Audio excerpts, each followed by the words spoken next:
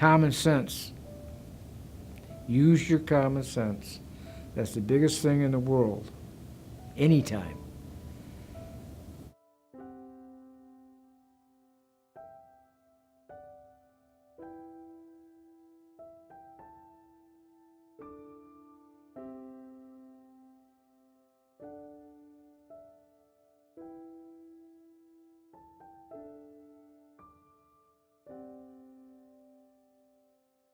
I was in my second year of college and ran out of money, and my brother and I enlisted on the buddy plan so he wouldn't be drafted into the infantry.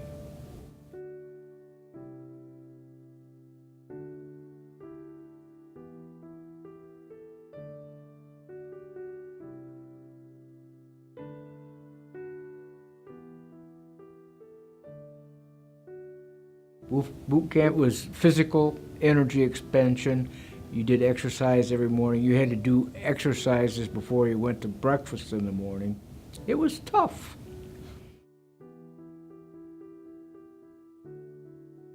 We took a plane to New York, got on the last troop ship to Europe, and it was supposed to take 7 or 8 days, and it took an extra one because halfway across the Atlantic, or a little over half, either Iceland or Greenland, the engine stopped, and we floated for roughly 18 hours.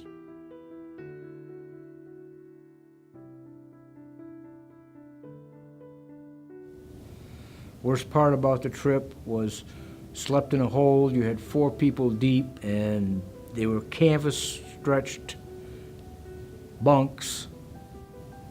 And the kid above me weighed 90 pounds, and he bounced on my head when he rolled over.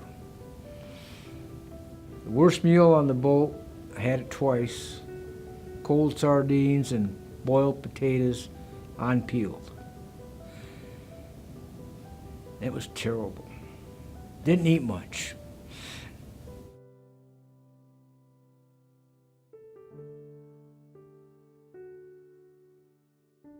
First day we landed in Bremerhaven. They took us to the train depot. They put us on a train. I ended up in Augsburg at Flak Kaserne. Picked us up at the train depot in Deuce and a Halfs. I went to the Kaserne. We were assigned to our barracks. And that was it. The next day we got issued regular uniforms. And thus began my experience in the Army. The Signal Battalion of the 24th Division in Augsburg, Germany, Flak. I was a radio relay and carrier operator at the time, 31M20. When I became a sergeant, that became a 31M40. And what we did was provide telephone communications via radio waves for the 7th Army and communications throughout Germany, especially during war games, primarily. The antennas were 4 foot on each side of the pole, aluminum pole, cranked it up, put another 4 foot section in and crank it up. We were on a mountain that airplanes flew underneath us through the valley. Clouds were below us. And we slept in a tent. Longest period I spent up there was 4 weeks.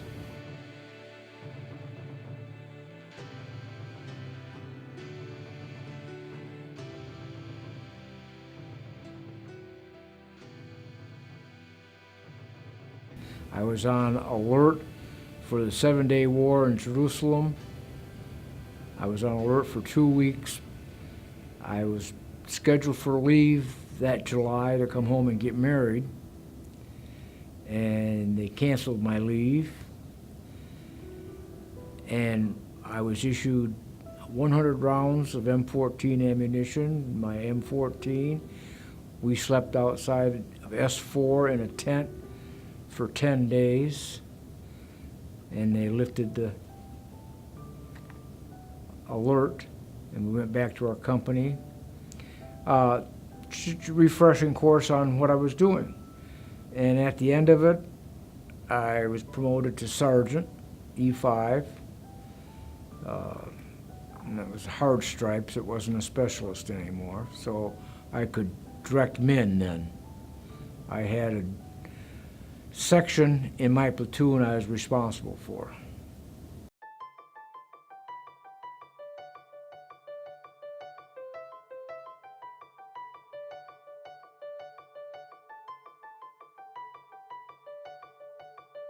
It was an old German fort is what it was. Barracks and the whole bit. We had a one-bedroom apartment. There was an upstairs and downstairs. We shared a 5-gallon water heater. We had a refrigerator that my buddy brought 6 beers and a sausage and filled the refrigerator.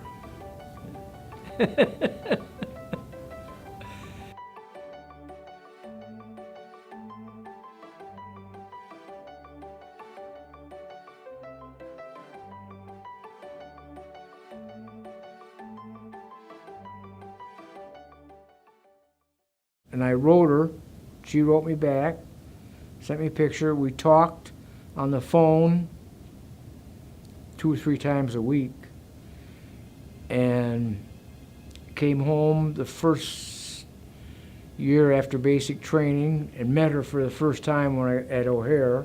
She met me at O'Hare, and went to a party at this buddy's house that had been with me. He got out a week before I did because I went in the hospital. And that July, we got engaged.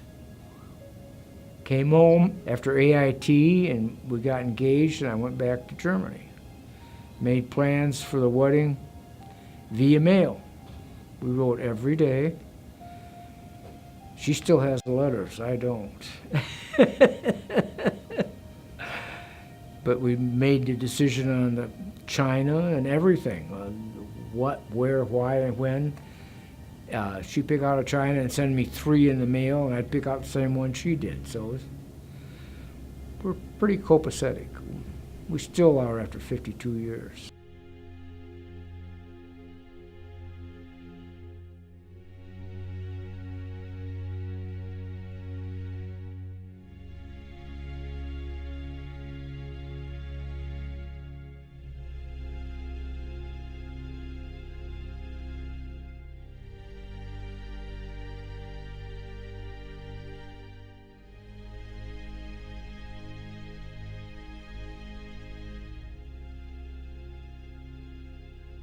We lived, like I said, in a 1-bedroom apartment.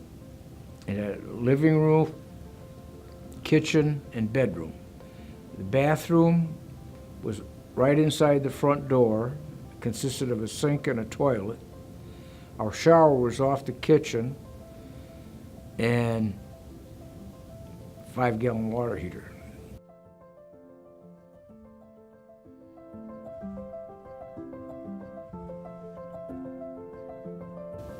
"20 years old, and first time away from home, and a little apprehensive.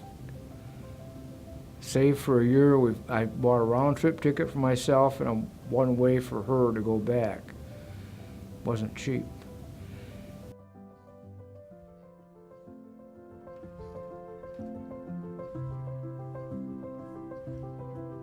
And we've had, 51 years. Absolutely wonderful. Well, that's a lie. You have your good times and your bad times, but the good times overrule the bad times.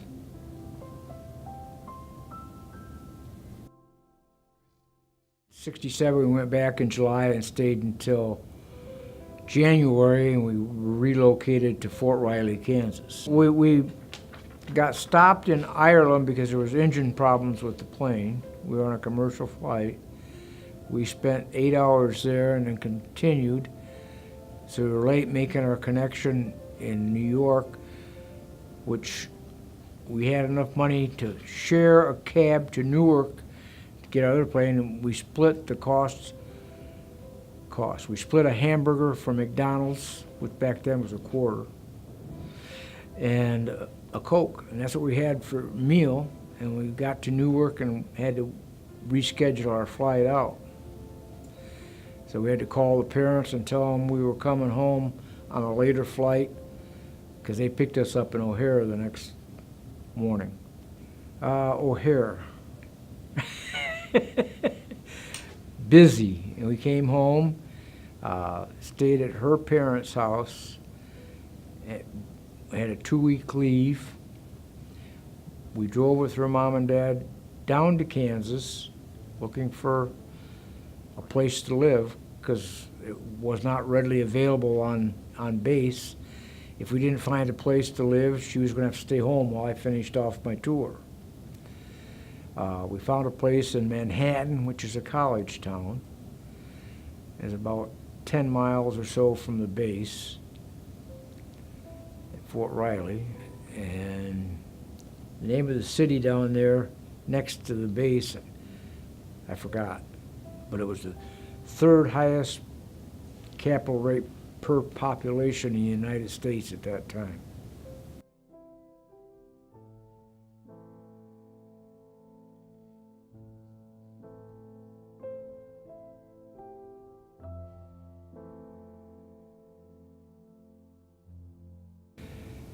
In December that she was pregnant with your uncle. And we'd saved enough money at that time, it wasn't that expensive. It was only like, it was less than $1,000 for having a newborn. Interviewed with 2 or 3 companies. Went to work originally with Commonwealth Edison. I had interviewed for sales. They put me in drafting when I got out. I lasted there about 3 months, went interviewing again, got a job at Illinois Bell in sales, and spent 11 years there. I took realty and I sold real estate for 1.5 years. Part-time, and the place I worked for went out of business. They had a divorce and went out of business. But in that year, I did not collect unemployment, went and looked for a job. Spent the savings we had, bonds we'd saved, spent those, found a job, started working at a tap manufacturer here in town. Made contact with a manufacturer in Michigan that supplied our special taps.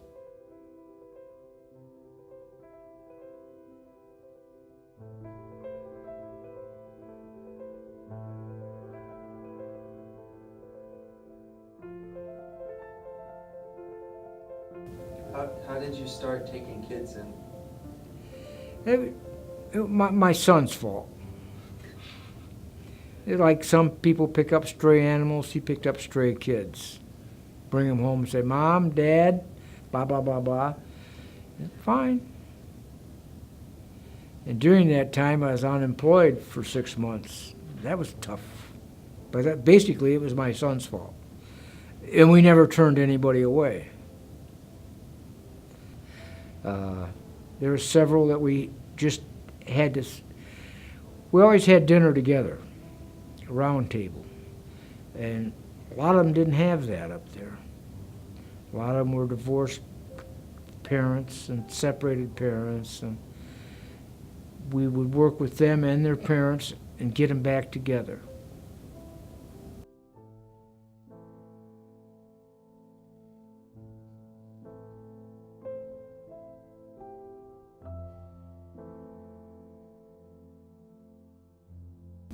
My advice to the younger generation, find one, either an occupation you're interested in, a trade you're interested in, go get it and work it.